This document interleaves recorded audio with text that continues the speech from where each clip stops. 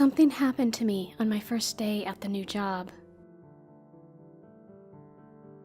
I had been working for a temp agency and was running late for work. I know, not a good look when you're trying to snag a permanent position. But the Starbucks drive-thru took longer than expected, and I needed my morning pickup. Halen Enterprises, it sounds prestigious, and I had high hopes that this would finally be my place. I was hoping to rise above and beyond to snag a permanent position. This running late nonsense, however, already had me on a bad start. I power walked to the elevator with my cell phone in my right hand, frantically pulling up the email all the while trying to hold my coffee steady in the other hand. Of course, my service was moving slower than a snail. Isn't that always how it works? The doors slammed shut before the email pulled up the information I needed. What floor was it on again? I think it was the 21st floor. I looked at the elevator buttons and saw a 21 and a 21A option to press.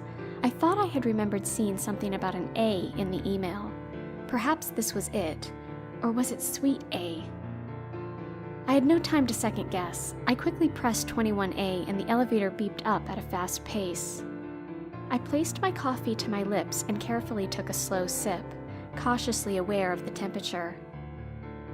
19, 20, finally 21A. The doors slowly slid open and I took a big gulp of coffee. This was the last bit of joy I experienced that day, because I'll tell you this, I wasn't prepared for what I was about to walk into. The smell is what I noticed first. The smell of rot mixed with blood. I lowered the coffee cup from my face and was nearly brought to my knees at the sight. The office floor looked just like all the other floors, desks and cubicles alike, but the horrors couldn't go unnoticed. It looked like the whole floor had been murdered. I stepped out of the elevator and slowly walked among the dead. I think I was in shock, because the alarm bells weren't sounding off in my head at this point. My heels clicked through pools of blood, leaving sticky footprints as I waded through the guts and gore. Dead bodies bled out along the white tile floor. I peered down at a guy who had a pair of scissors clutched in his left hand. His right eyeball hung by a vein from the socket it was once embedded in, with a gnarly scowl displayed on his face. Blood was splattered everywhere, on the walls, the floor, and the white button-up dress shirts of each person. What had happened here? Were the police notified of this massacre?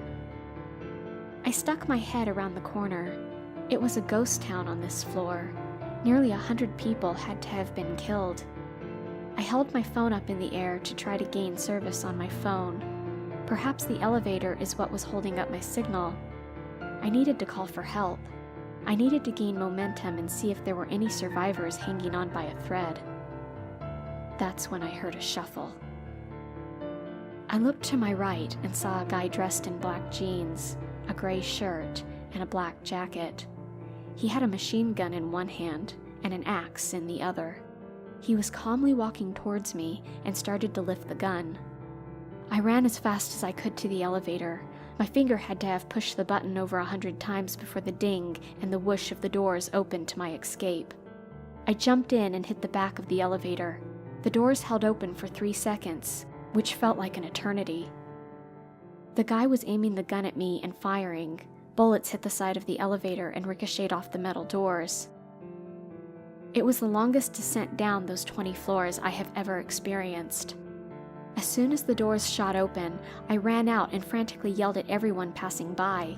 I had to warn everyone. There was a madman on the loose. Some people gave me the stink eye. Others flat out ignored me. It didn't take long for security to escort me out of the building.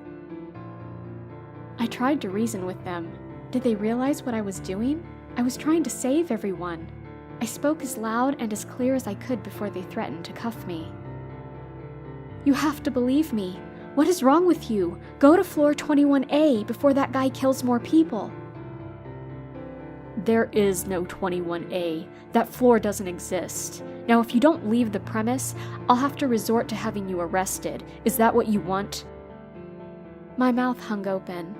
I know 100% that I had just been to that floor.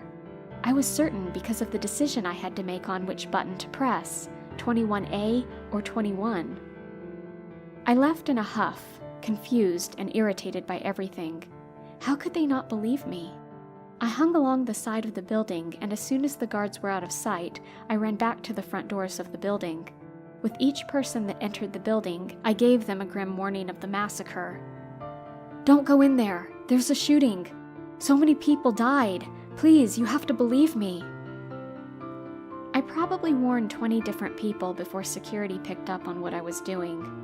I was once again escorted out, and after a firm threat of jail time, I decided there was nothing else that could be done. Now, this is the part where things get even weirder.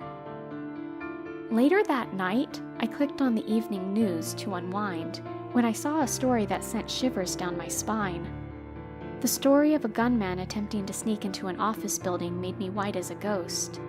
I'm typing this from memory now, so I'm not sure if this is exactly what the news story said, but it went something along the lines of this.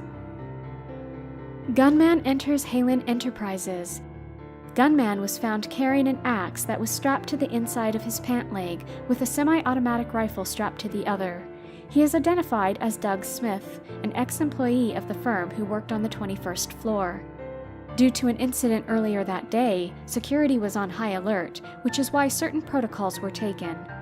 These protocols signaled a red flag to authorities, which in turn put a spotlight on Doug Smith. When questioned, he started to panic and ultimately confessed to his plan. A picture of his mugshot showed the exact guy I had seen that morning, gray shirt with a black jacket. My spine was tingling. They got this guy before he laid a finger on anyone. He never even made it to the 21st floor. Was I somehow transported to the future, or was this a weird premonition that I had? I noticed the bloodstains still stuck to the bottom of my shoes. I'm not sure what happened that morning, how it happened, or why I was the one it happened to, but I know one thing is for certain.